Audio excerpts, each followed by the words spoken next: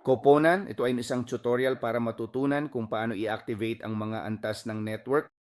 Kaya pagkatapos nating makapasok sa account, pumunta tayo sa tatlong guhit at piliin natin ang bahagi na nagsasabing Aking Network.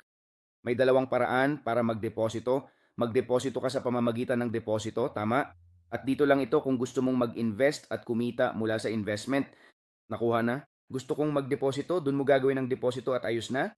O kung gusto mong mag-reinvest, pwede mo rin itong gawin. May video na rin na nagpapaliwanag tungkol dito.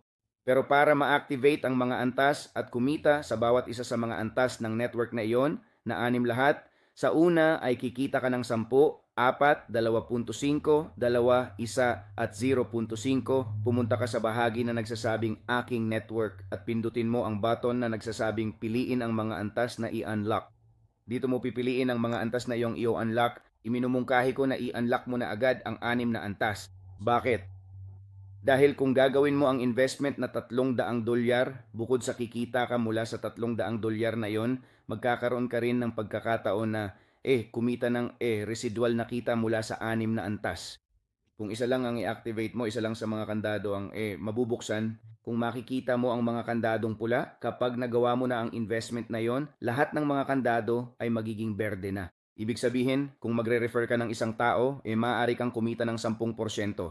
At kung ang taong iyon ay magre-refer din ng iba sa ikalawang antas, makakakuha ka ng 4%, residual mula sa kanilang kita. Halimbawa, may isang tao na nag-invest ng $1,000, ang taong iyon ay kumita ng 1% ngayon. $10, ikaw ay kikita ng 10%, $1 araw-araw mula Lunes hanggang Biyernes. Mahalagang ipadala mo ang eksaktong halaga dahil kung hindi, hindi ito maa-activate. Kaya kung sakaling piliin mo ang anim na antas, $300 yon na dapat mong ipadala ng eksaktong $300.